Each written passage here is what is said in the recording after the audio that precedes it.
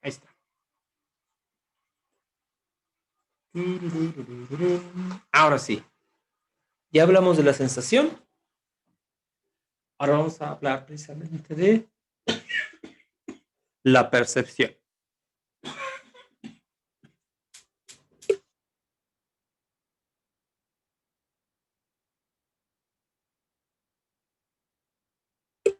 Ahí está, un poco de tos. Entonces, ¿qué cosa es la percepción? Vamos a entenderlo en este caso como aquellos procesos que le dan precisamente sentido y aparece el concepto que vimos anteriormente, eso es lo de los datos puros. En este caso, la percepción se trata de eso, de que nuestra mente cree ideas, patrones significativos que le den sentido a toda esa información. Entonces, el azúcar va más allá de ser dulce, se convierte precisamente en algo placentero. Eso nuestro cerebro precisamente lo procesa. Entonces, el azúcar, repito, deja de ser azúcar, se convierte precisamente en algo placentero. ¿Qué más? Algunos ejemplos. Pues precisamente tenemos en pantalla este pequeño dibujito. Hay un estímulo. Entonces, ya saben, es captado en este caso por los ojos, llega al cerebro y comienza a procesarse. Toda esa información, esos datos puros, ¿en qué se transforma? ¿En qué pensamiento se transforma? Como nos estamos dando cuenta, aquí cada uno de los individuos está percibiendo o bien generando ideas diferentes a partir del mismo estímulo. Ya saben, si hay dudas, levanten la mano o bien exprésenlas para que podamos comprender todo. Aquí, No. aquí se supone que estos gatitos deberían estar bailando. Entonces, es un proceso precisamente en el que está incluido el procesamiento de la información, por lo tanto se debe de organizar, interpretar y desde luego codificar. Y de hecho, como ya lo hemos mencionado, nuestro cerebro tiene zonas especiales, específicas, precisamente para que pueda realizar esta tarea. Entonces, la pregunta es, ¿realmente estos gatitos están bailando? Pues la respuesta es no. Nosotros generamos esa idea precisamente a partir de la información que se nos presenta. Entonces, no es normal que un par de gatos esté en dos patas.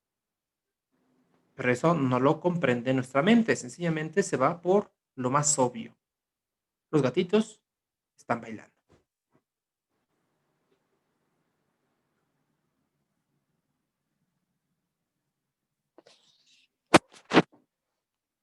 Por lo tanto, percibir significa tomar conciencia de los objetos que existen fuera de nosotros.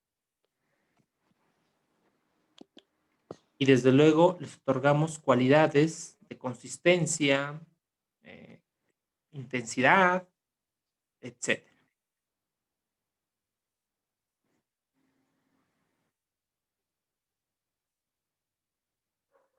Por lo tanto, la percepción puede ser considerada como una capacidad que tenemos los organismos para obtener información del ambiente, ya saben, a través de las sensaciones, produzca en este caso algún efecto y en consecuencia nosotros podamos reaccionar o interactuar con lo que está fuera de nosotros.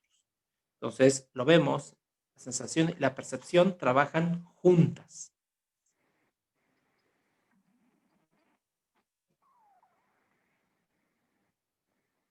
Pero desde luego que nosotros podemos crearnos falsas impresiones y rehacer interpretaciones erróneas de la realidad. Y más cuando se trata en este caso del sentido de la vista. En pantalla tenemos una imagen tomada en este caso por un por un satélite, el Marsat, ¿cómo era? No recuerdo el nombre del satélite, pero que estuvo rondando precisamente a Marte en la década de los 70. Toma una fotografía en una región de Marte llamada Sidonia. Cuando en este caso la fotografía es procesada en el planeta Tierra, inmediatamente le dan el nombre de el rostro de Sidonia. Y entonces se llegó a hacer grandes especulaciones, que era una pirámide en forma de rostro, como se puede ver. Incluso, no, pues sí existen los marcianos. Y hay vida en Marte. Esta fotografía precisamente produjo mucha discusión y realmente había personas convencidas de que esto era un rostro.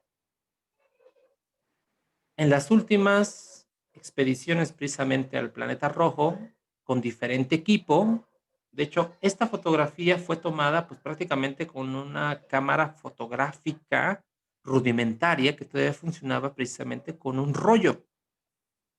Esta imagen, la que tienen a su izquierda,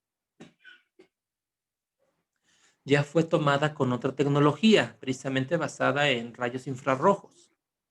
Entonces, en realidad es mucho más precisa que una cámara fotográfica convencional. Entonces, aquí prácticamente lanzan los rayos, chocan, rebotan, son recogidos, y entonces, obvio, es procesada por una computadora.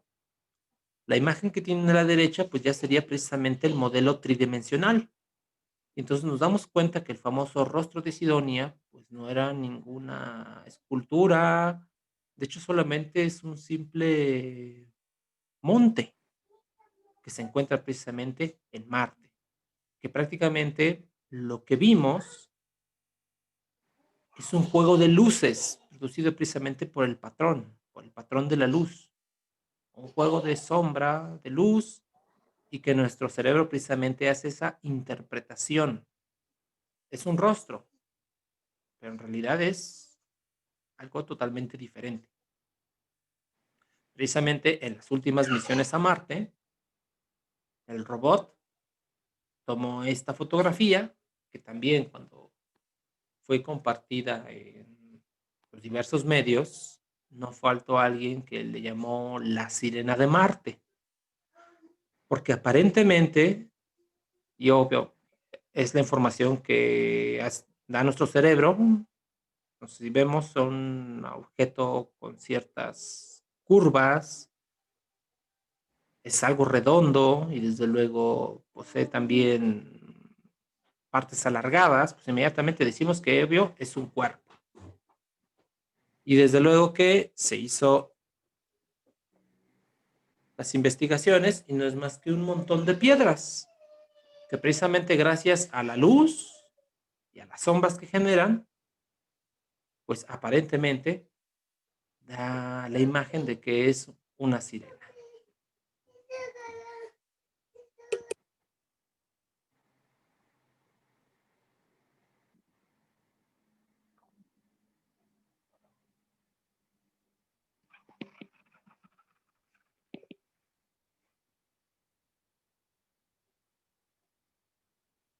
Eso es. En pantalla tiene precisamente una imagen creada a propósito, precisamente para jugar con la percepción. Entonces, si les pregunto, ¿cuál rostro están viendo? ¿El que está de frente o el que está de perfil? ¿Cuál sería su respuesta? Pues el primero fue el que está de frente. Ya Tú después vi ves. el que está de perfil. Bueno, pero primero, o sea, tú primero viste el que está de De frente. frente, Muy sí. bien, muy bien. Yo igual de frente. Muy bien. De hecho, bueno, ¿alguien más? ¿Bertoni? No, pues también iba a decir que de frente, porque si lo vemos de una manera de lado, como que no, Mira, no. mira, interesante. Y ahí les va el truco. Y tiene que ver precisamente con cuestiones de percepción. Si ustedes, digamos, centran su vista precisamente en el ojo, va a predominar en este caso el patrón, la idea, y entonces van a ver el sujeto de frente. Pero si ustedes centran su vista en la nariz, entonces van a poder ver el rostro de lado, de perfil. Entonces, repito, esta imagen es precisamente para jugar con la percepción. Dependiendo en dónde estés centrando tu atención, es la forma en que cómo vas a interpretar la información. Ahí les queda, ahí les pongo otro ejemplo, que también en este caso hacen un juego con el efecto de la luz y de las supuestas sombras. Entonces, ¿realmente es una araña? No, solamente es un tatuaje. Pero precisamente como se hace estos efectos, esos supuestos efectos de sombra, pues entonces vemos que es un arácnido y además decimos que es real precisamente porque tienen o proyecta una sombra. Pero esto es prácticamente un engaño de nuestra mente. Y por desgracia también así se explican muchos videos que están en la red de supuestos fantasmas. Y que ahí ven que está caminando en la pantalla, pues no es probable que sea de otra cosa, pero nuestro cerebro ve lo que quiere ver, o incluso lo que ha sido entrenado, capacitado o lo que ha aprendido precisamente a ver. Ahí también tenemos una imagen que estuvo circulando en la red, si no me equivoco fue del año pasado. Decían que era el rostro de Dios. Entonces, todo se debe precisamente al procesamiento de la información. ¿Cómo la estamos introduciendo precisamente en nuestra mente y cómo hacemos esa relación con lo que ya sabemos, con lo que ya hemos visto, con lo que ya conocemos? Entonces, esto es comúnmente hace las personas y más los niños que empiezan a ver figuras en las nubes. Entonces, es un juego.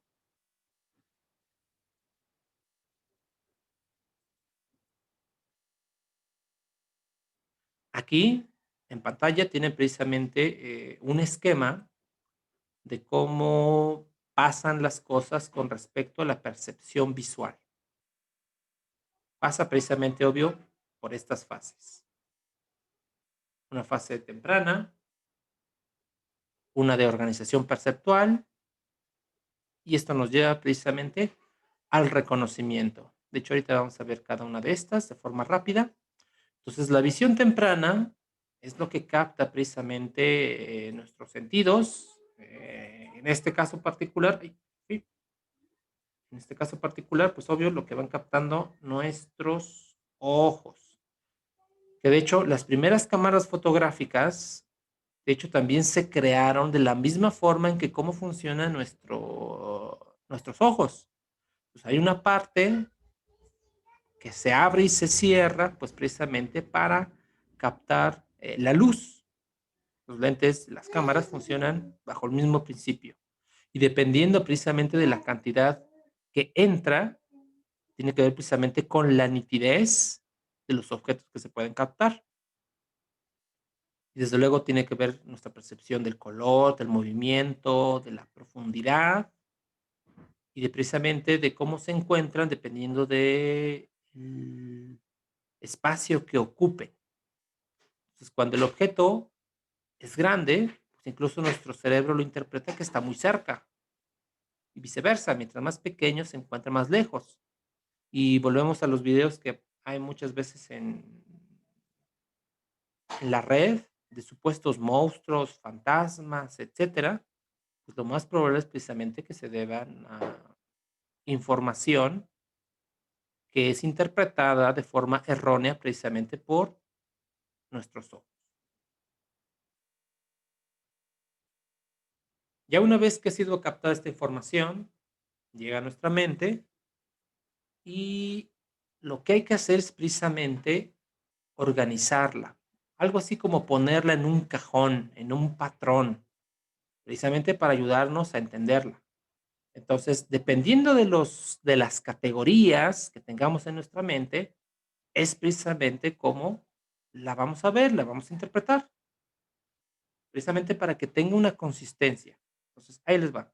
Si nosotros creemos en fantasmas, vamos a imaginar que sea este pequeño cajón, esta categoría, pues obvio, todo lo que veamos, pues lo vamos a tratar de meter ahí.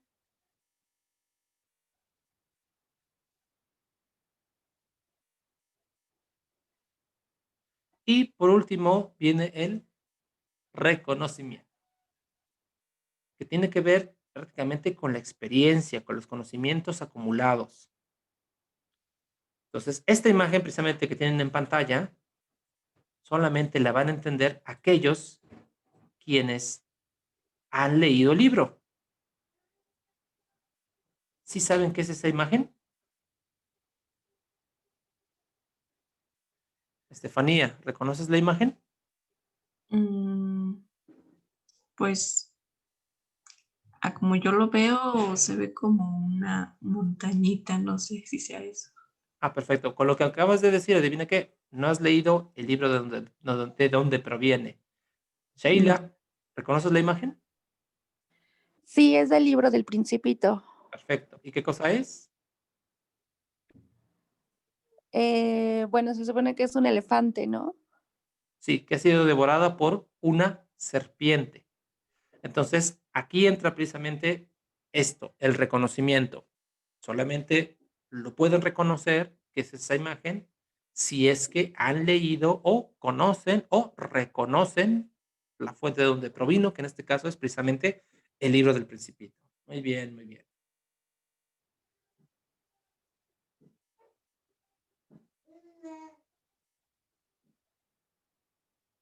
Información que no deben de olvidar. Entonces, la sensación vamos a considerarla siempre como un proceso de carácter fisiológico, es decir, cómo está funcionando nuestro cuerpo, cómo están funcionando nuestros sentidos. Y la percepción vamos a considerarla más como algo psicológico, es decir, qué ideas nos formamos a través de esa información que recibimos, cómo es procesada, cómo es interpretada y da pie precisamente a todas las ideas que nos vamos generando. Entonces yo les puedo preguntar, ¿esta materia es difícil? Pues me van a dar su percepción, la idea que han generado en base a lo que capta tus sentidos. Ah, pues sí, ya vi que el libro es muy grande, está muy grueso, tiene 600 páginas. Pues sí, la psicología y el curso de introducción a la psicología es difícil. Pero al fin y al cabo es solo su percepción. Esto puede diferir de la realidad, como ya lo vimos en el caso de las imágenes. Eso es. Hemos terminado nuestra primera parte. Hasta el momento, ¿alguna duda? No. No. Ahora bien, ¿esto cómo se relaciona precisamente con el campo de la educación? Pues resulta pues, que se basa precisamente también en estos principios. ¿Qué pasa con los preescolares? Pues muchos de ellos precisamente se debe trabajar con sus sensaciones, incluso con las más básicas, porque creen en este caso que trabajan con pinturas, son muy manuales, pues la intención es precisamente que vayan desarrollando su capacidad, sí, sus capacidades, sus habilidades sensitivas y que gracias a esto puedan en el futuro desarrollar la parte cognitiva que tiene que ver precisamente con la percepción. Y por desgracia, en esta contingencia, este proceso se ha visto entorpecido. Yo tengo alumnos, también obvio de ciencias de la educación, que pues ya trabajan precisamente como educadoras, educadores, y resulta que esta contingencia les ha acarreado problemas porque estaban acostumbrados precisamente a eso, al trabajo manual. Entonces, a sentarse, a supervisar en este caso que los niños colorearan, cortearan, pegaran. Y ahora, ¿cómo lo hacen? Pues prácticamente lo hacen todo a trabajo de tarea, ¿no? Pues ni modo, tomas el papel, lo haces bolita, lo pegas, arréglatelas como puedas y ya después me mandas una imagen de qué fue lo que hiciste. Entonces, prácticamente ese trabajo de tipo artesanal, basada precisamente en los sentidos, pues está viendo obstaculizado. Eso es. Y eso fue la primera parte. Vamos a continuar con la unidad número 2. Nada más déjenme encontrarla. ¿Dónde quedó? ¿Dónde quedó?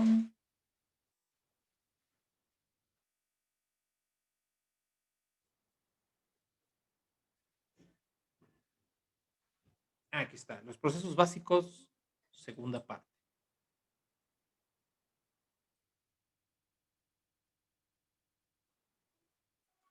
Hablamos ya de la sensación y de la percepción. Ahora vamos precisamente con otros procesos cognitivos.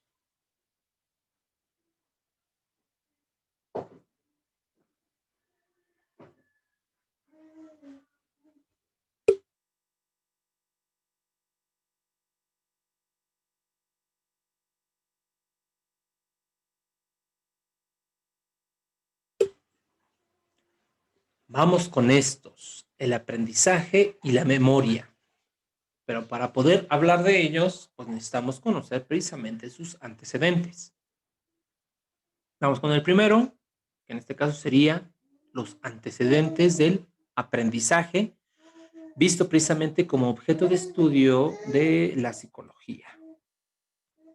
Incluso aquí vamos a tocar los puntos que habíamos mencionado también en la unidad número 1, espero que los recuerden.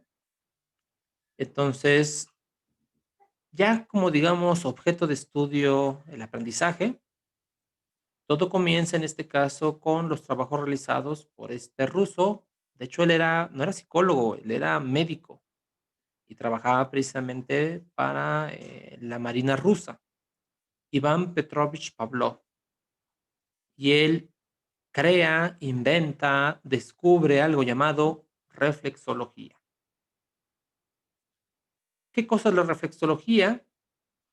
Pues habla precisamente de cómo se crean actos involuntarios, es decir, reflejos, cómo se producen. Pavlov, precisamente siendo médico, pues tenía acceso precisamente a un laboratorio en donde podía hacer experimentos, investigaciones, y él trabajaba precisamente con perros. Estaban prácticamente a su cuidado, pues, eran sujetos de experimentación. Y se dio cuenta de algo bastante peculiar. Cada vez que Pavlov entraba al laboratorio, todos los perros emitían el mismo comportamiento. Movían la cola y comenzaban a salivar. ¿Por qué tenían este comportamiento? Pues precisamente porque Pavlov los alimentaba, les daba de comer. Por eso se ponían, ¿cómo podríamos decirlo? Contentos. Pero desde luego, esta es una suposición. Nosotros realmente no podemos meternos en la cabeza del perro para decir cuál es su estado afectivo o emocional, o si realmente los perros querían o amaban a Pavlov. Eso realmente es una locura. No podemos decir eso. Y por eso Pavlov se dio a la tarea de investigar. Él no podía quedarse con esa respuesta de decir, pues los perros me quieren, los perros se ponen contentos cada vez que me miran y por eso se comportan de esa forma. Pues resulta que esos mismos perros, obvio, tenían un comportamiento diferente cuando otra persona entraba al laboratorio. Entonces, de hecho, la esposa de Pablo también era médico, ella también entraba al laboratorio y entonces los perros se comportaban de una forma distinta. Entonces, repito, Pablo le interesó este fenómeno y comenzó a investigar. Y para eso inventó esta máquina. Entonces se dio cuenta de que los perros empezaban a salivar, a babear. Y creó esta máquina precisamente para medir el flujo de su salivación y para medir el flujo precisamente de los jugos gastrointestinales que producían los animales. Y entonces le pareció curioso. ¿Cómo es posible que un perro comience a babear sin la presencia, en este caso, de alimento? Por lo tanto, él se sintió tentado a decir que eran secreciones psíquicas, es decir, la salivación producida por la idea de que se les iba a alimentar. Pero desde luego eso no puede, digamos, un médico no puede presumir, es que el perro piensa que le voy a dar de comer. Un médico no puede darse el lujo de decir esas cosas. Por lo tanto, tuvo que redireccionar sus ideas, en este caso, para producir una teoría. De hecho, lo logró con éxito. Dio a conocer, obvio, sus investigaciones acerca de cómo se van creando los reflejos, estas conductas involuntarias, a tal punto de que su trabajo fue traducido, obvio, a varios idiomas, incluidos el inglés. Y entonces los norteamericanos, concretamente la Universidad de Harvard, como ya le hemos mencionado, lee estos estudios, les parecen interesantes y entonces comienzan a hacer una interpretación de lo que Pavlov hizo con la reflexología. Y en Estados Unidos le dan este nombre, condicionamiento clásico o pavloviano. Entonces a los norteamericanos pues no le interesó el trabajo que hizo con los perros. Lo que le interesó era precisamente cómo estos conocimientos pueden ser utilizados precisamente de forma práctica. Y entonces en Estados Unidos a este trabajo se le considera precisamente como un tipo de aprendizaje. Resáltenlo, recálquenlo. En el que una respuesta provocada de forma natural por un estímulo llega a ser provocado por un estímulo diferente que previamente no significaba nada. Entonces, se dan cuenta, aquí ya pues, no se entiende mucho, porque aquí el lenguaje que se utiliza pues prácticamente es el científico. Y recuerden el cuadro que les presenté en la unidad número 1. Aquí ya estamos hablando de una psicología científica, de corte científico. En este caso, para poderla comprender, se necesita dominar precisamente el lenguaje que proviene de la ciencia. Vamos a explicar con dibujitos qué fue lo que hizo Pavlov y por qué le interesó tanto a los norteamericanos. Pues recuerden, la palabra condicionamiento, es obvio, proviene de los norteamericanos. Entonces, ¿qué ocurre antes de este condicionamiento, antes de este aprendizaje? Imagínense por un momento que ustedes son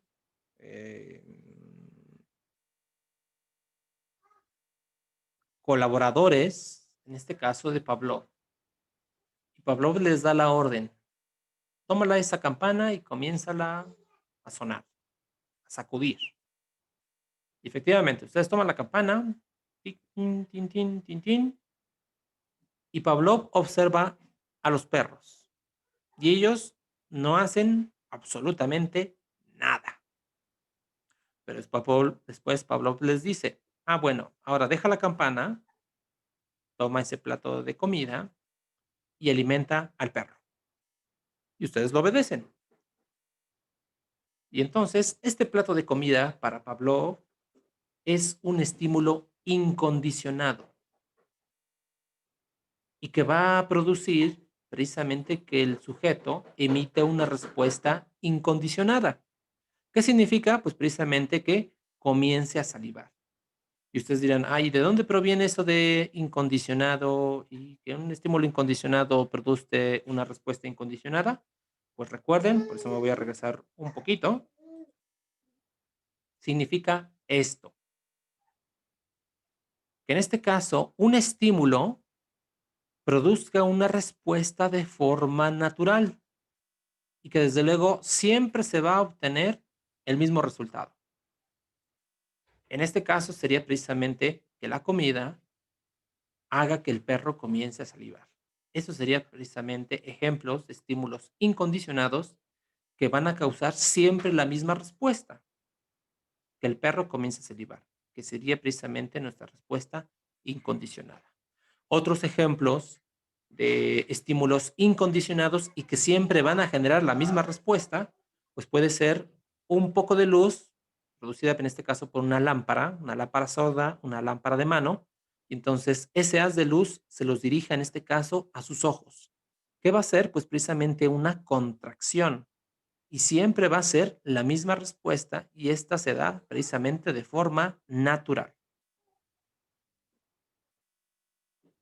Ahí está, si no les queda todavía más claro, Ahí se los pongo. ¿Qué es un estímulo incondicionado? Pues es un estímulo que invariablemente, es decir, siempre va a causar en el organismo que responda de forma específica. No hay más. Y nuestra respuesta incondicionada, pues va a ser precisamente aquella que tiene el organismo siempre que se le presente un estímulo incondicional.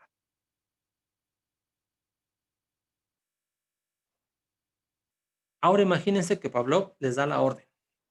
Pues ahora, de nuevo, toca tu campana, pero de forma simultánea, dale de comer al perro. Entonces, ahí es, con la mano izquierda toman la campana, con la mano derecha toman la comida, se acercan al perro y le están tocando. Tin, tin, tin, tin, tin, y le dan de comer al animalito.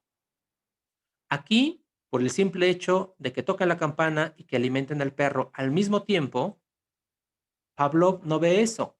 A eso le llama apareamiento de estímulos. Es decir, que dos estímulos se dan al mismo tiempo, o por lo menos que no existe una diferencia mayor de tiempo entre la presentación de estos estímulos. Entonces, nuestra campana, que previamente era un estímulo neutral, es decir, que no causaba ninguna respuesta, ningún efecto, pues ahora se va a llamar estímulo condicionado. Y se va a presentar, repito, de forma al mismo tiempo, seguida del estímulo incondicionado, que sería el alimento.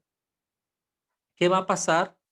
Pues recuerden, el perro va a seguir emitiendo esa respuesta que se da de forma natural y de forma invariable con respecto al estímulo incondicionado. Es decir, va a presentar una respuesta incondicionada, que sería precisamente el acto de babear, de salivar. Si esto lo hacen muchas veces, ¿cuándo? Pues por lo menos 2 veces, perdón, 2 semanas, y cada día tienen que alimentar 2 veces al perro, pues hagan cuentas, o sea, tienen que hacerlo muchas veces. ¿Qué va a pasar después de este tiempo, de 2 semanas?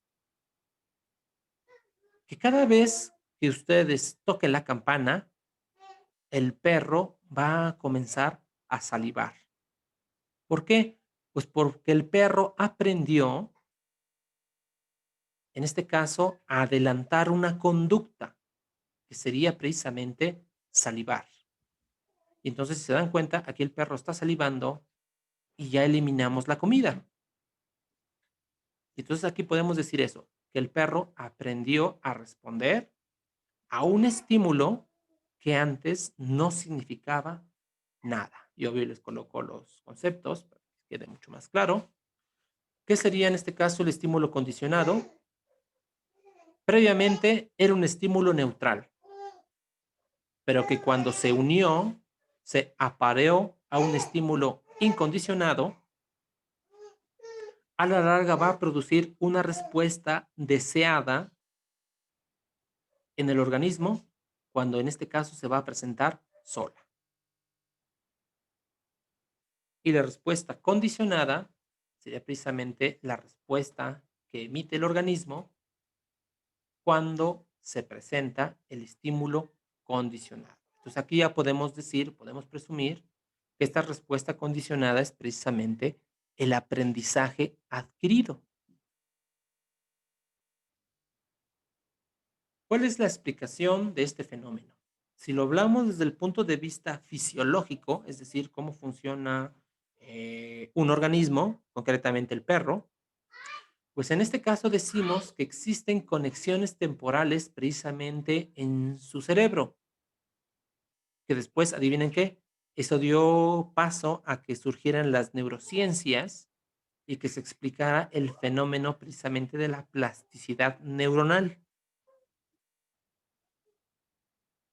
Entonces estableció esta conexión temporal, este puente entre los centros del cerebro del perro que procesan los sabores, la parte del gusto, con las zonas de su cerebro que en este caso registra los sonidos, que sería la parte auditiva. Y por eso el perro aprendió que existe una relación entre el sonido de la campana y en este caso la comida, y por eso saliva. En este caso el perro creó un reflejo. Bueno, en el perro se creó un reflejo, porque no fue un acto consciente. ¿Qué pasa si ustedes siguen tocando la campana, pero no vuelven a darle la comida? Pues resulta que esos centros que se crearon, ese puente, se va a ir debilitando, se va a separar. De hecho, eso es lo que hacen las neuronas. Se conectan y se desconectan dependiendo precisamente de las actividades que realicemos. Y por lo tanto, hablando con el lenguaje del condicionamiento, decimos que la conducta se va a extinguir. En pocas palabras, el perro va a desaprender el acto que aprendió previamente. Es decir, tocar la campana, salivar. Si sigues tocando la campana y ya no le das de comer, pues cada vez que toques la campana, el perro ya no va a salivar. Ya no va a emitir la respuesta que aprendió debido a la falta de reforzamiento. Es otro concepto que ahorita vamos a ver. Bien. En pantalla tenemos algo llamado condicionamiento operante. Bueno, de hecho, a lo mejor aquí le vamos a dejar. Nos vamos a ver la próxima semana. Realicen su actividad de aprendizaje. Revisen su libro para que vayan comprendiendo mejor. Entonces, se me olvidó pasarles lista. A ver, de una vez. Ahí lo tenemos. Entonces, Aparicio está. Beguines está. Bertones está. León, ¿te encuentras? ¿Cómo? León, Ah, sí, sí estás. Muy bien. sí. Torres no está. Y Susana sí está. Perfecto. Entonces, nos vemos la próxima semana. Lleguen temprano, hagan su trabajo, lean su libro y en esta semana les voy a